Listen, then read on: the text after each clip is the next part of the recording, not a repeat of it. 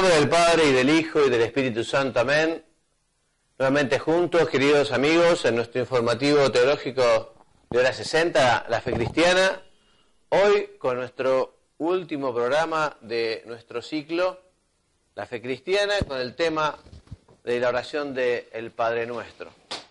Dios mediante seguiremos con nuestro informativo teológico, pero ya el próximo programa nos dedicaremos a un tema muy específico, que son las nulidades matrimoniales canónicas. En fin, abriremos otra lista de distribución en YouTube para tocar este tema que, en fin, la verdad que mucha gente no lo conoce. Ayer estuve hablando sobre esta cuestión con una persona que efectivamente tenía un tema familiar, ¿no? Y pienso que puede ser muy instructivo tener esta información en Internet para que puedan acceder quienes les interesen. Pero hoy les decía, vamos a hablar sobre el Padre Nuestro fundamentalmente, partiendo de este número 1 que dice que Jesús nos enseña a dirigirnos a Dios como Padre.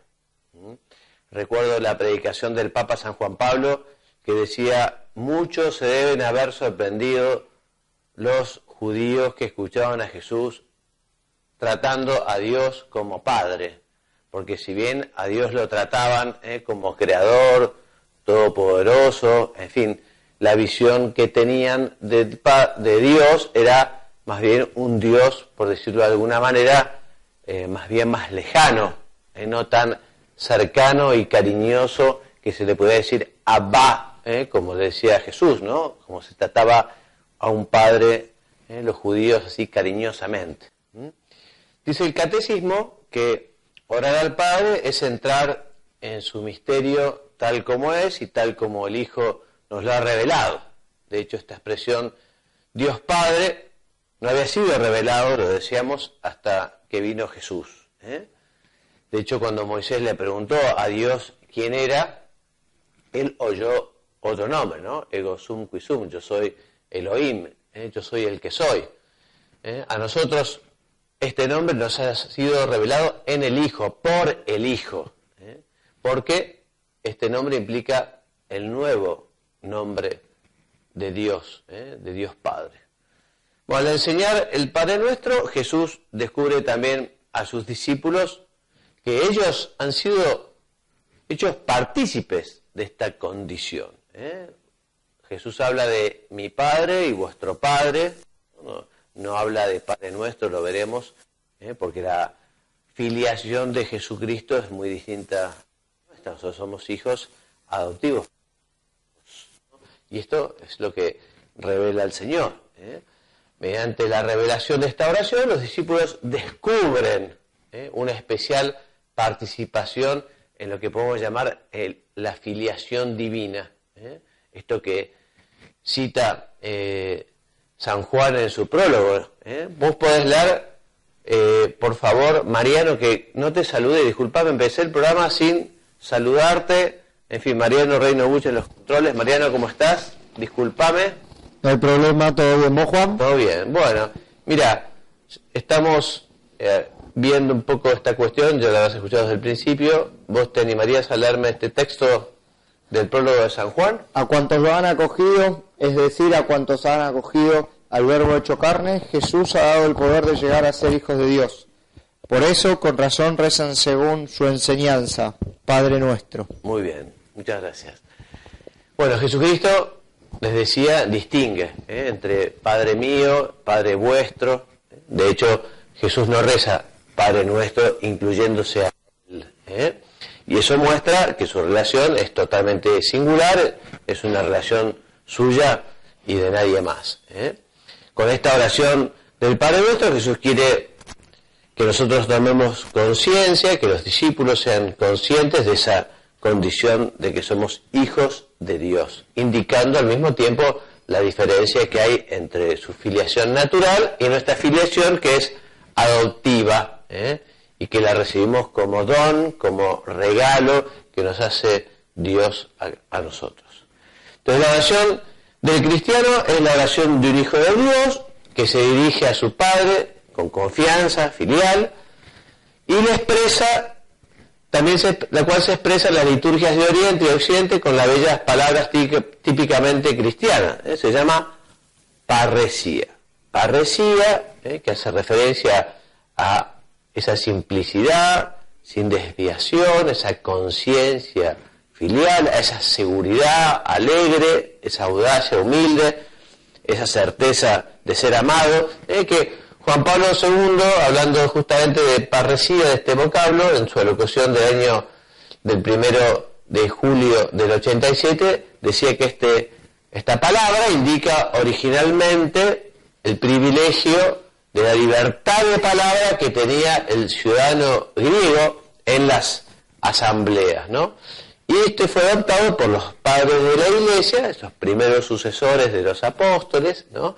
que se caracterizaban por su santidad de vida y por su doctrina clara. Los padres de la Iglesia comenzaron a utilizar este vocablo, esta palabra, para expresar el comportamiento filial del cristiano con su Padre Dios. Bueno, punto 2, filiación y fraternidad. Lógicamente, si somos hijos del mismo Padre, por lo tanto, somos hermanos, ¿no? Entonces, por eso nosotros debemos también honrar, respetar a nuestros hermanos, ¿no? Aunque quizá, por decirlo de alguna manera, no lo merezcan por sí, pero sí lo merecen porque son hijos de Dios. Entonces, Jesucristo es el primogénito entre muchos hermanos, y por medio de una verdadera fraternidad sobrenatural, todos los bautizados somos hermanos. Por ello la santidad cristiana, aun siendo personal e individual, nunca es individualista, egocéntrica. En fin, ya la Lumen Gentium del Concilio Vaticano II, en su capítulo 9, nos dice que Dios quiso salvarnos no individualmente, sino formando un pueblo, ¿no? El nuevo pueblo de Dios. Por eso también, cuando recitamos en verdad el Padre Nuestro, salimos de ese estar en nosotros, ese individualismo, por decirlo de alguna manera, porque de él nos libera el amor de Dios que recibimos. El adjetivo nuestro, al comienzo de la oración, así como el nosotros, de las 4 últimas peticiones, deberá llevarnos a superar esas divisiones, esos conflictos, ese alejamiento que puede existir entre los hermanos, entre los hijos del mismo Padre. Esta fraternidad que establece la filiación divina se extiende también a todos los hombres, porque, en cierto modo, todos somos hijos de Dios, todos somos criaturas suyas, todos estamos llamados a ir al cielo, todos estamos llamados a ser santos. San José María, en su libro Escrito que pasa, número 13, dice: no hay más que una raza en la tierra, la raza de los hijos de Dios. Para ello el cristiano ha de sentirse solidario en la tarea de conducir toda la humanidad hacia Dios. O sea que esta filiación divina nos impulsa al apostolado, al llegar a los hijos de nuestro Padre Dios, a acercar a esos hermanos a conocer el amor de Dios, el amor que Dios nos tiene. También el escrito que pasa decía: piensa en los demás, antes que nada, en los que están a tu lado, como en lo que son hijos de Dios, con toda la dignidad de este título maravilloso. Hemos de portarnos como hijos de Dios con los hijos de Dios. El nuestro ha de ser un amor sacrificado, diario, hecho de 1000 detalles, de comprensión, de sacrificio silencioso, de entrega que no se nota. Y ya digo, ¿cuál es el motivo principal? Son hijos de nuestro Padre Dios. Punto 3. El sentido de la filiación divina como fundamento de la vida espiritual. Entonces, todos se imaginarán que cuando se vive con intensidad esta filiación divina, llega a ser una actitud profunda del alma. O sea, el sentido de la filiación divina empapa toda la vida, toda la propia espiritualidad, el trabajo, la relación con los demás, el descanso, en fin, todos los pensamientos, los deseos, los proyectos, los afectos, todos nuestros amores empapados con esta relación, con este sentido de filiación divina. Dios es nuestro Padre, Dios está cerca, Dios me quiere, cuánta gratitud, cuánto respeto, cuánto amor tengo que devolver.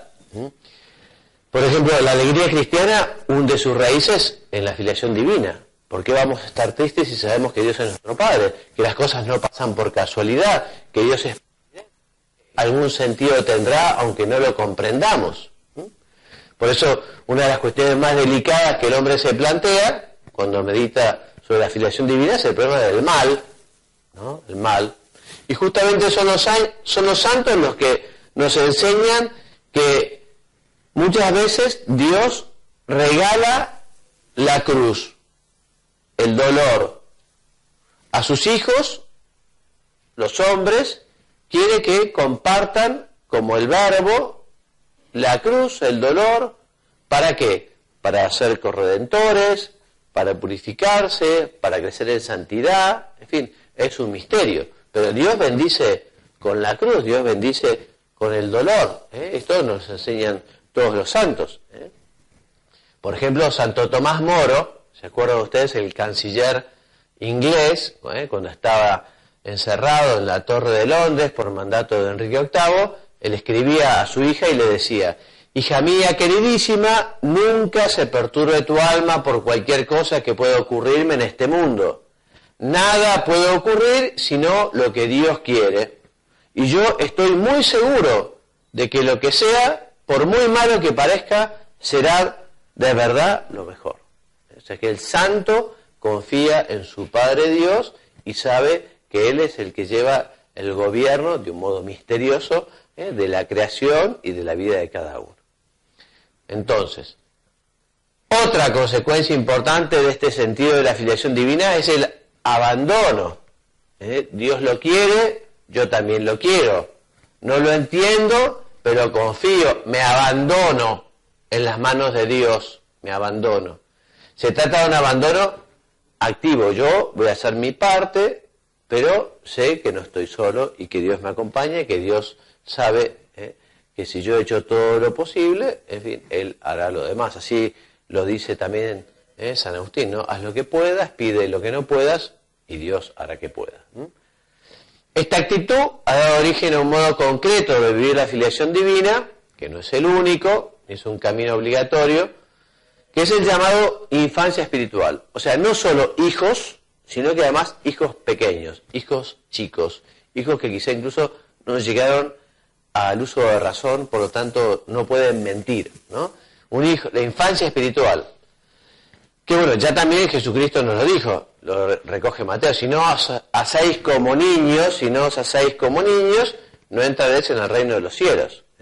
Un niño es todo dependiente de su padre, un niño, en fin, no dice mentiras, un niño que se cae, se levanta y después de llorar un poco vuelve a empezar, en fin. San Francisco de Sales al respecto escribía: en tanto que el niño es pequeñito, se conserva en gran sencillez, conoce solo a su madre, tiene un solo amor, su madre, una única aspiración, el regazo de su madre, no desea otra cosa que recostarse en tan amable descanso. El alma perfectamente sencilla solo tiene un amor, Dios. Y en este único amor, una sola aspiración: reposar en el pecho del Padre Celestial y aquí establecer su descanso como hijo amoroso, dejando completamente todo cuidado a Él, no mirando otra cosa, sino permanecer en esta santa confianza.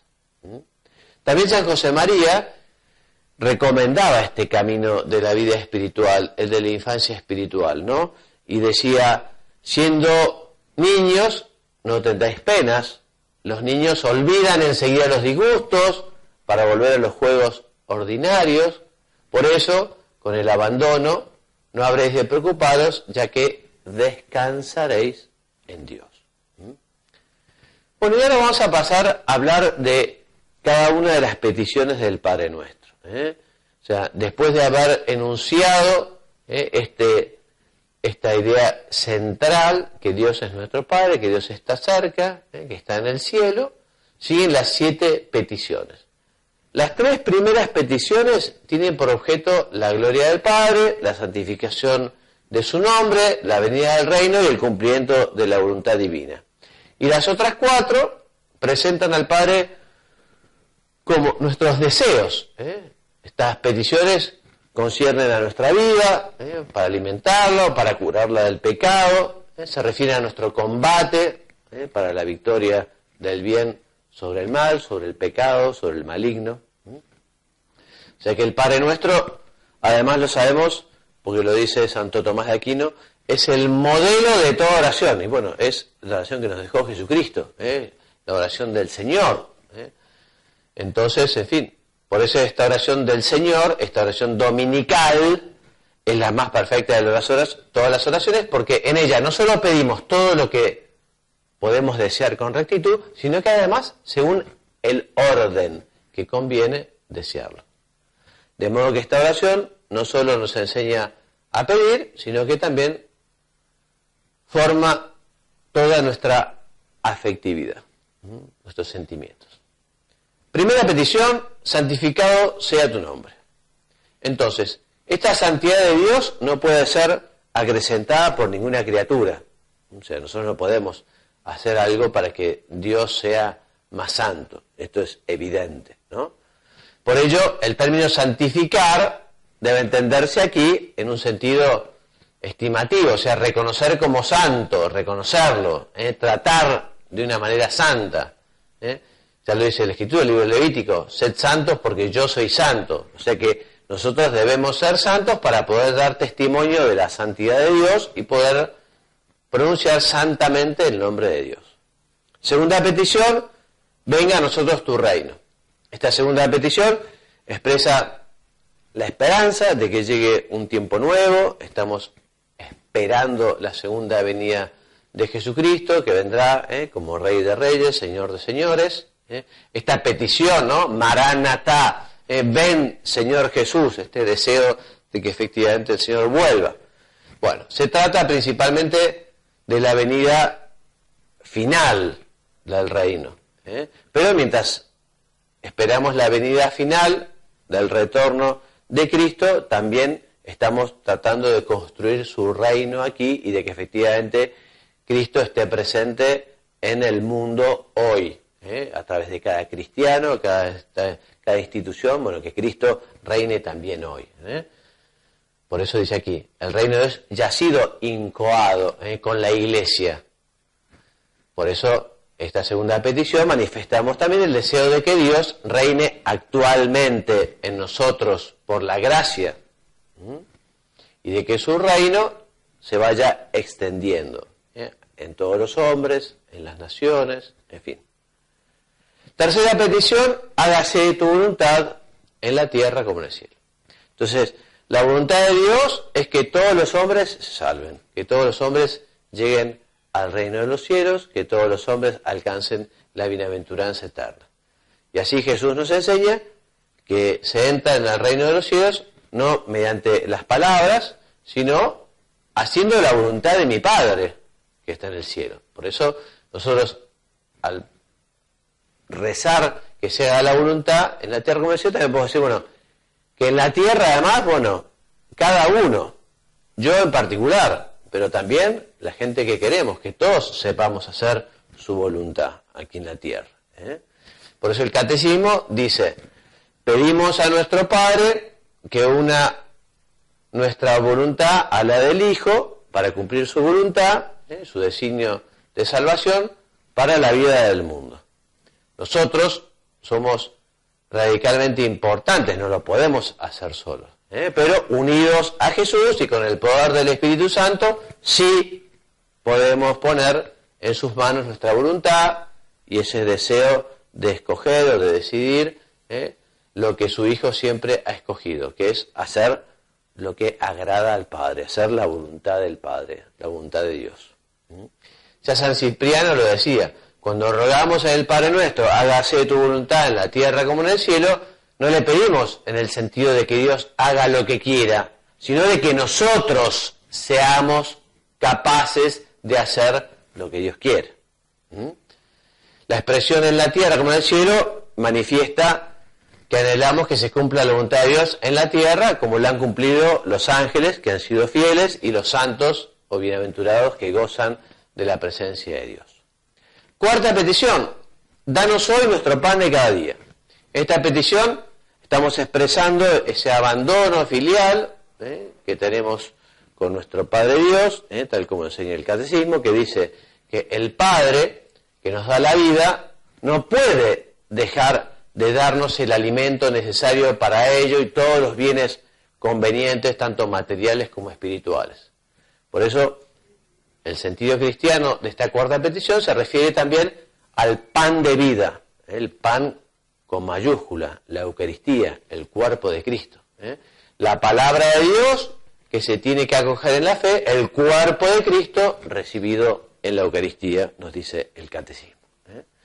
Y cuando hablamos de cada día, el sentido es temporal, hoy, y también un sentido cualitativo, o sea, lo que significa lo necesario a la vida. O sea que, por eso, justamente ese abandono también, porque pedimos el pan nuestro de cada día, o danos hoy el pan de cada día, o sea que nosotros hacemos lo que podemos en el trabajo, en nuestra actividad, en fin, y confiamos en esa providencia de Dios, que no nos va a abandonar. Un padre, cuando un hijo le pide algo, dice la Escritura, no le da una piedra, no le da un escorpión o una serpiente, ¿no? O sea que si un padre, y nosotros somos tan malos, a sus hijos le da cosas buenas, cuanto más Dios nuestro Padre. Y sobre todo si uno procura hacer su voluntad. Quinta petición, perdona las ofensas como también nosotros perdonamos a los que nos ofenden. Así que en esta nueva petición comenzamos reconociendo primero nuestra condición de pecadores. Nosotros somos como el hijo pródigo, que muchas veces decimos, Padre, he pecado contra el cielo y contra ti, no soy digno de llamarme hijo tuyo, tómame como a uno de tus empleados, de tus servidores, de tus peones, en fin. Nosotros nos reconocemos pecadores como el publicano que estaba sentado en el último asiento, que no se le animaba a levantar el rostro, reconociendo su pecado. Por eso nuestra petición, repetimos, empieza con una confesión en la que afirmamos al mismo tiempo nuestra miseria, y, por otro lado, la misericordia de Dios. Y sabemos que esta petición no será escuchada si no hemos perdonado nosotros a los que nos ofenden. ¿Y cuál es la razón? Lo dice el Catecismo. En el número 2840 dice que este desbordamiento de la misericordia no puede penetrar en nuestro corazón mientras no hayamos perdonado a los que nos han ofendido. Porque el amor, como el cuerpo de Cristo, es indivisible y no podemos amar a Dios a quien no vemos, nos dice San Juan, si no amamos al hermano a quien vemos. Al negarse uno a perdonar a los hermanos, se cierra el corazón y esa dureza lo hace impermeable al amor misericordioso de Dios. O sea, no es que Dios nos niegue, es que nosotros nos estamos cerrando. El Papa San Juan Pablo II, hablando del infierno, decía que más que Dios mandar al infierno, es uno el que elige cerrarse al amor a Dios. Uno rechaza el arrepentimiento, rechaza el amor. Sexta petición, no nos dejes caer en la tentación. Esta petición está relacionada con la anterior porque el pecado es consecuencia del libre consentimiento a la tentación, por eso ahora pedimos a nuestro Padre que no nos deje caer en ella. Evidentemente Dios no quiere que caigamos en la tentación. Entonces, cuando acudimos a Él y le pedimos esto especialmente, nos dará justamente la gracia. Dios, además, siempre nos da su gracia. Es de fe que nosotros nunca seremos tentados más allá de nuestras fuerzas. Ya lo dice el Concilio de Trento, ¿no? Y lo recoge evidentemente el Catecismo. Lo dice la Escritura, con 1 Corintios 10. Fiel es Dios que no permitirá que seáis tentados por encima de vuestras fuerzas, antes bien, con la tentación os dará el modo de poder soportarlo con éxito. Pero para vencer siempre es necesario rezar. Y este combate, esta victoria, solo es posible con la oración. Ya que por medio de la oración también Cristo venció al tentador Y esta petición adquiere sobre todo adquiere todo su sentido dramático referida a la tentación final, que también tenemos una gracia muy particular, la gracia final, ¿no? Para el momento, incluso a los sacerdotes que vamos a dar la unción de los enfermos, también podemos dar una indulgencia para el momento de la muerte, donde se libra, digamos, por decirlo de alguna manera, la última batalla, ¿no? Ahora uno puede también estar muy tranquilo porque uno va a morir como vivió. Dios no es un cazador que está atento a que la presa se distraiga, al contrario, Dios es un jardinero divino que va cultivando sus plantas y sus flores y cuando está en su mejor momento, entonces las corta para el altar del cielo. Bueno, esta séptima petición, líbranos del mal, que es la última, está contenida en la oración sacerdotal de Jesús. No te pido que los saques del mundo, sino que los libres del maligno. Por eso, cuando hablamos del mal, no es una abstracción, sino que significa o designa a una persona, el maligno, Satanás, el ángel que rechazó a Dios. O sea, pedimos que nos aleje del maligno. Y también pedimos ser liberados de todos los males presentes, pasados y futuros, y especialmente del pecado. Y entre otros males y tribulaciones pueden convertirse en bienes, sabemos, si los aceptamos. O sea, el único mal objetivo, digamos, es el pecado. Los demás males materiales, pueden justamente convertirse en una oportunidad para llevar la cruz y unirse especialmente a Jesucristo. Bueno, hasta aquí nuestro programa. Hoy hemos hablado bastante rápido. Con esto terminamos entonces nuestro ciclo de la fe cristiana. Como siempre vamos a ver la bibliografía básica, que ha sido el catecismo. También recomendamos del Papa Benedicto XVI, o sea, de Joseph Ratzinger, su libro Jesús de Nazaret. Y hay bastantes lecturas complementarias. Estos textos, como dice al inicio, ¿no? Esto es un extracto y una presentación de un trabajo, en este caso hecho por Manuel Belda, ¿no? Todos estos artículos, que son 40, los 40 temas, entre otros lugares los pueden encontrar en la página del Opus Dei, que tiene un lugar de formación justamente que habla de la fe cristiana, y allá están los 40 temas que hemos desarrollado durante todo nuestro ciclo, que hoy terminamos. En fin, esperemos que haya sido útil.